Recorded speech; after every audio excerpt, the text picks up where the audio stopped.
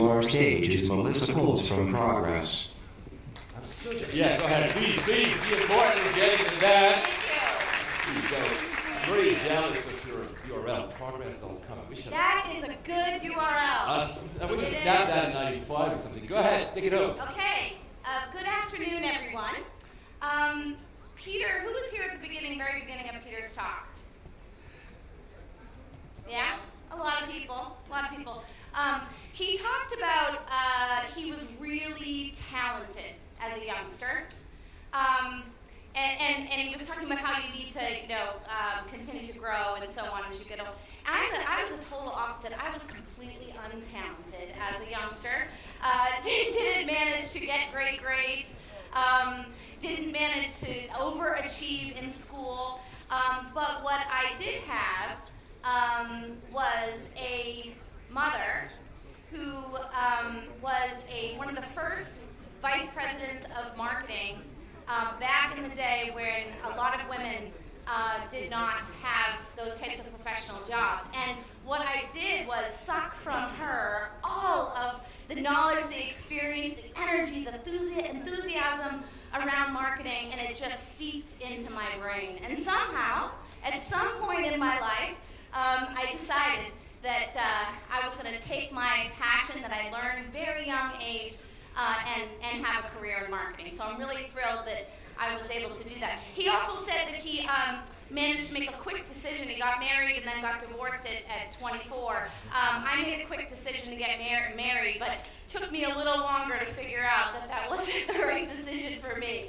But I saw, with Peter and his talk, it was interesting how you can come from things from a different angle.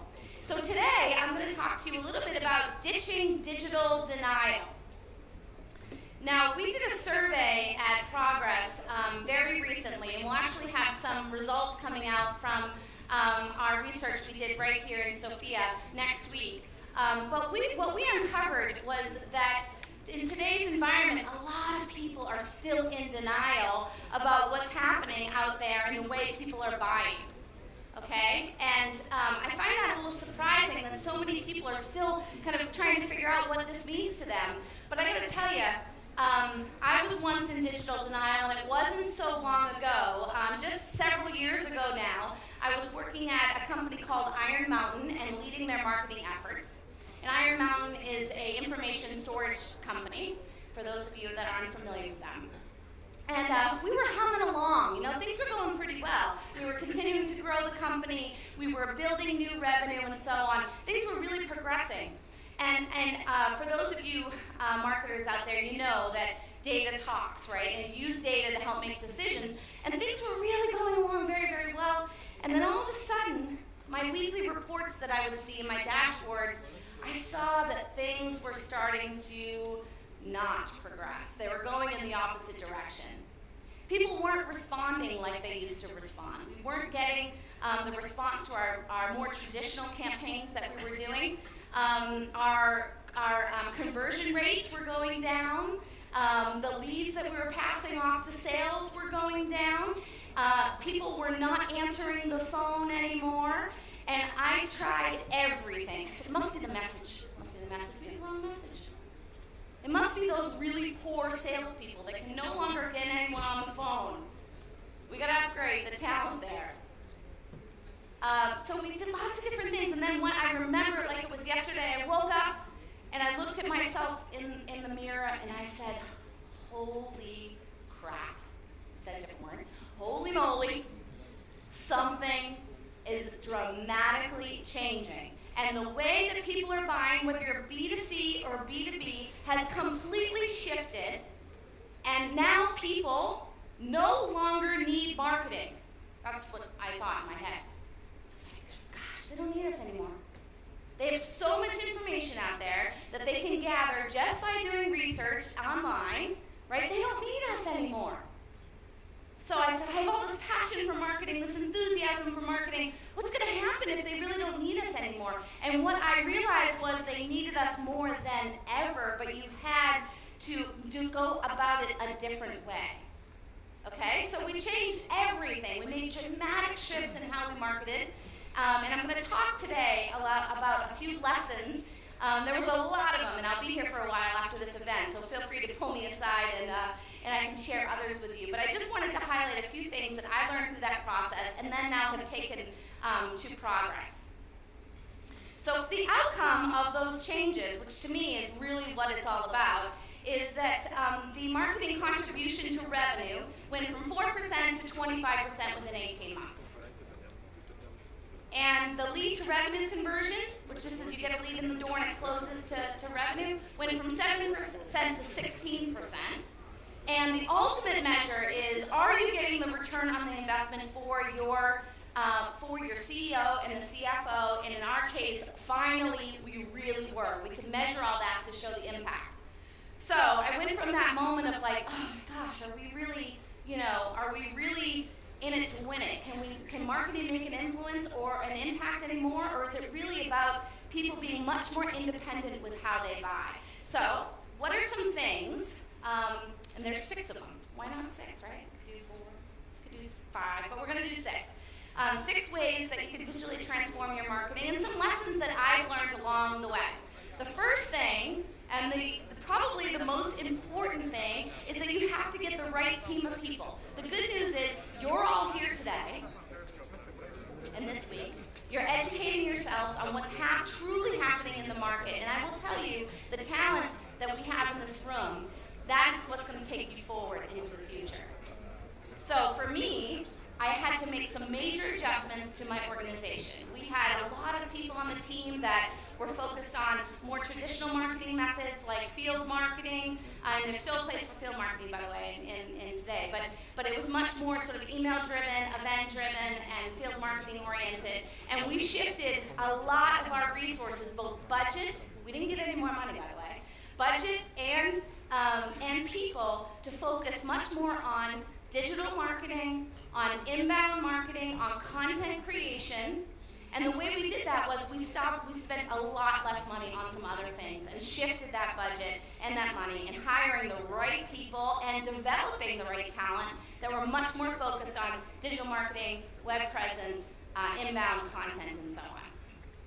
So 58% of the survey that we did, 58% of the respondents said that they don't have the digital skills in their organization today to make this happen. So I highly encourage you to continue doing exactly what you're doing. Become the best in the business in what we do, and I guarantee you you're going to be successful. So earn the right to market to your targets. So I talked a little bit about how we weren't getting responses to campaigns and programs that we had run, because they can gather so much information in other places. Again, whether you're B2B or B2C marketing, it's all out there for you to gather. So the most important thing is that you have to earn the right to market to someone before you reach out and connect with them, or before you pick up the phone to call them, which most of them, no one answers the phone that much anymore anyway. So you have to earn the right. So how do you do that? It's through phenomenal content that provides your unique point of view on the product that you're delivering to market. And I'll tell you, for startups out there, or for people that are looking to build their and grow their own business, if I had to start with a startup, and I had to hire someone in marketing, it would be a content marketing person, someone that really knew the business, really knew the unique differentiators, and it may even be yourself, right? That could build content that you can push out there in the market that really creates your unique perspective. So what's the third one? And this makes marketers, for all you marketers out there, maybe shaking your boots. Certainly not the entrepreneurs that are starting up companies, because you're going to be focused on revenue and driving your business. But for marketers out there, it's no longer okay just to measure what we do based on all the great activity that we perform. Now, activity is a measure. It's an important measure, of course. But it's not the ultimate measure. The ultimate measure is revenue. And talking about getting outside of a comfort zone, I was in my second or third job into marketing, and I decided that in order to get credibility out there with salespeople, I was going to carry a bag. I was going to carry a revenue number, and I was going to go out on the street and sell some stuff. And it was the best thing I ever did. I brought that mentality back to the marketing organization, and whether they like it or not, ultimately our activity has to be measured on the revenue that we generate. Whether it's online sales or offline sales, we need to make sure we're driving revenue. So make marketers into technologists. So this is, I think, one of the most exciting things. We think about marketing very much as creative, people that are super creative and have lots of creative energy, and that is true, and that can be taken to technology as well. One of the things that we've seen is that and our survey was that 78% of respondents said that there's a big divide that between IT and marketing. And several years ago, we had the same thing between finance and IT. And finance came around, and now you see a nice connection between finance and IT. The same thing now exists within marketing. Yes, we know we need to become technologists, because technology is what's going to drive marketing today and in the future. But the divide, we cannot go off and buy our own solutions without the integration and the alignment with the IT organization. So there's this little thing called the Chief Digital Officer that seems to be evolving. And I believe there's absolutely a role for high-level digital, either marketers or IT professionals within an organization. But I believe that this new senior executive function that's happening within larger companies is because the IT organization and the marketing organization is not aligned. So become a technologist, make sure that you understand the right technology that can drive your business, get really intimate with that, but make sure you align with the IT and the development organization, the developers you may have in your organization, to ensure that you have lined up with the same goals and objectives. So unifying the digital experience, this is where the rubber meets the road. So most people believe that it's really critical to improve the customer experience in order to deliver really transformational results for your product. And they plan to invest heavily in solutions that can help them with their customer engagement.